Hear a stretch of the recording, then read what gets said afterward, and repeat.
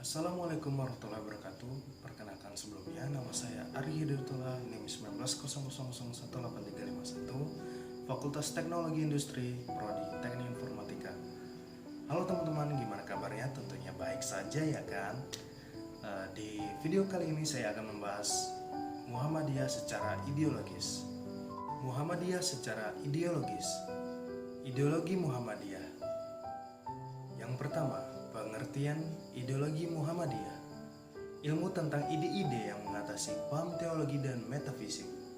Ideologi adalah sistem paham yang mengandung konsep, cara berpikir, cita-cita, dan strategi perjuangan mengenai hidup.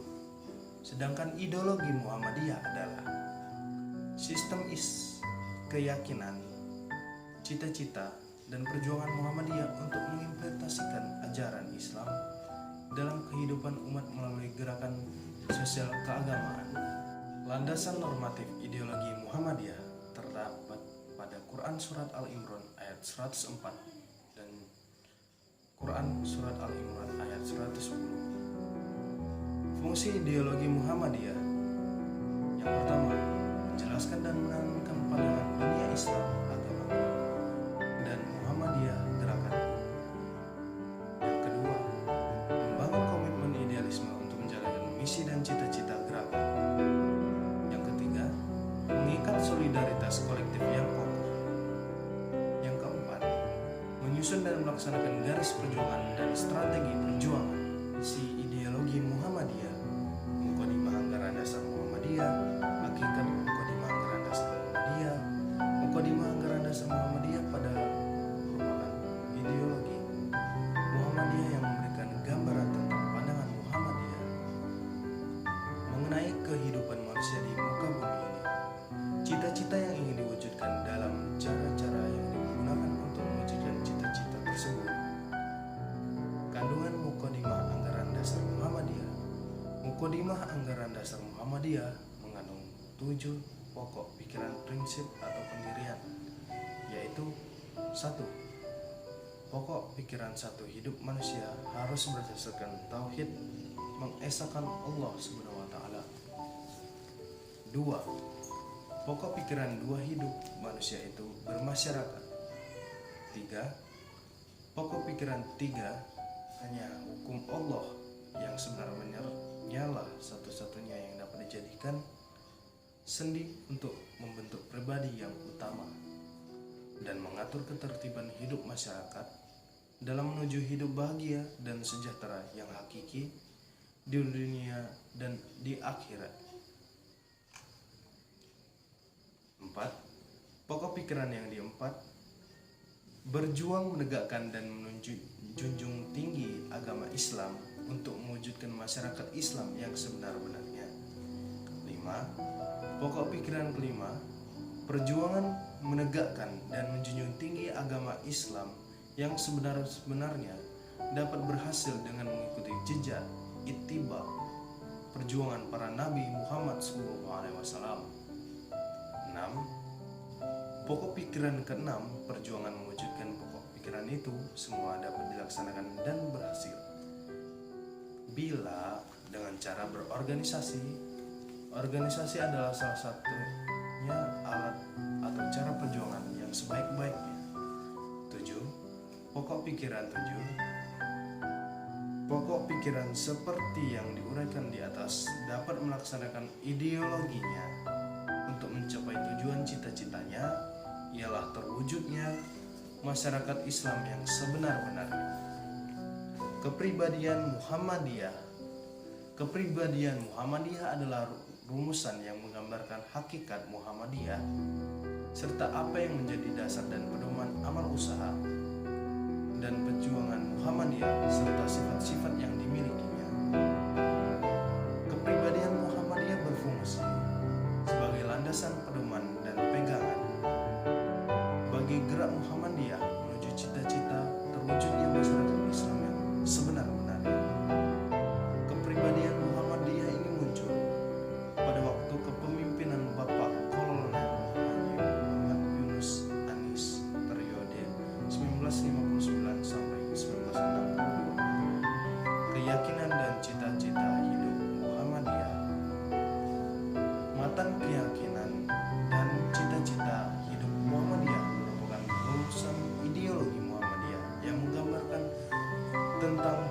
Hakikat Muhammadiyah, faham agama menurut Muhammadiyah, dan misi Muhammadiyah dalam kehidupan berbangsa dan bernegara. Matan keyakinan dan cita-cita hidup Muhammadiyah terdiri dari 5 angka yang dibagi menjadi 3 kelompok. Kelompok 1 mengandung pokok-pokok persoalan yang bersifat ideologis, yaitu 1. Muhammadiyah adalah gerakan berasas Islam, bercita-cita dan bekerja untuk terwujudnya masyarakat Islam yang sebenar-benarnya. 2. Muhammadiyah berkeyakinan bahwa Islam adalah agama Allah yang diwahyukan kepada Rasulnya sejak Nabi Adam sampai Nabi Muhammad SAW sebagai hidayah dan rahmat Allah kepada umat manusia sepanjang masa dan menjamin kesejahteraan hidup material dan spiritual, duniawi dan ukhrawi. Kelompok 2 mengandung persoalan mengenai faham agama menurut Muhammadiyah, yaitu 1. Muhammadiyah dalam mengamalkan Islam berdasarkan Al-Quran dan Sunnah Rasul. 2. Muhammadiyah bekerja untuk terlaksananya ajaran-ajaran Islam yang meliputi bidang-bidang akidah, akhlak, ibadah, dan muamalah duniawiyah. Kelompok 3 mengandung persoalan mengenai fungsi dan misi Muhammadiyah dalam masyarakat negara Republik Indonesia, yaitu 1. Muhammadiyah mengajak seluruh bangsa Indonesia yang telah mendapat karunia Allah berupa tanah air yang mempunyai sumber-sumber kekayaan, kemerdekaan bangsa dan negara Republik Indonesia yang berfilsafat Pancasila, untuk berusaha bersama-sama menjadikan suatu negara yang adil dan makmur dan diridhai Allah Subhanahu wa taala. Baldatun thayyibatun wa rabbun ghafur. Pedoman hidup Islami warga Muhammadiyah. Pedoman hidup Islam warga Muhammadiyah adalah seperangkat nilai dan norma Islam yang bersumber Al-Quran dan As-Sunnah menjadi pola bagi tingkah laku warga Muhammadiyah dalam menjalani kehidupan sehari-hari, sehingga tercermin kepribadian Islami menuju terwujudnya masyarakat utama yang diridhai Allah SWT. Pengertian Muhammadiyah secara organisasi. Secara organisasi, Muhammadiyah dipimpin oleh pimpinan pusat Muhammadiyah yang berkantor di Yogyakarta dan Jakarta.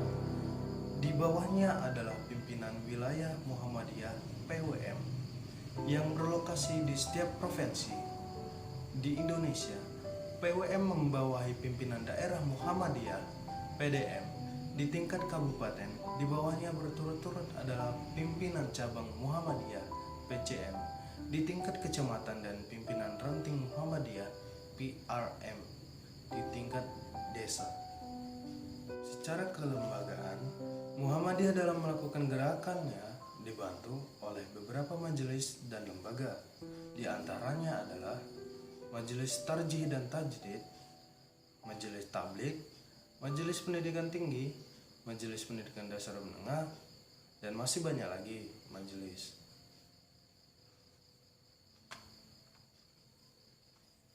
Tidak hanya itu, lembaga yang membantu Muhammadiyah adalah Lembaga Pengembangan Cabang dan Ranting, Lembaga Pembina dan Pengawasan Keuangan, Lembaga Penelitian dan Pengembangan, Lembaga Penanggulangan Bencana, Lembaga Zakat Infak dan Sodaqoh, Lembaga Hikmah dan Kebijakan Publik, Lembaga Seni Budaya dan Olahraga, serta Lembaga Hubungan dan Kerjasama Internasional.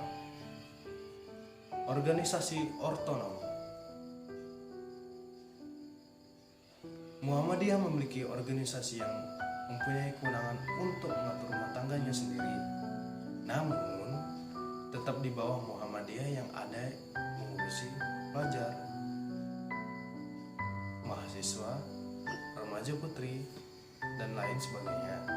Muhammadiyah juga memiliki beberapa organisasi otonom, yaitu Aisyah, Pemuda Muhammadiyah, Nasyidul Asyiyah atau NA, Ikatan Pelajar Muhammadiyah IPM, Ikatan Mahasiswa Muhammadiyah IMM, Gerakan Kepanduan Hizbul Waton, Bela Diri Tapak Suci Putra Muhammadiyah, dan masih banyak lagi. Amal usaha Muhammadiyah. Hingga saat ini, Muhammadiyah telah memiliki sangat banyak amal usaha demi mewujudkan tujuannya. Amal usaha Muhammadiyah terutama bergerak di bidang pendidikan, serta pelayanan dan kesehatan dan sosial, yaitu pendidikan TK atau TPQ Muhammadiyah, SD, TPI Muhammadiyah, SMP atau MTS Muhammadiyah, SMA, SMK, MA Muhammadiyah, Perguruan Tinggi Muhammadiyah, PTN.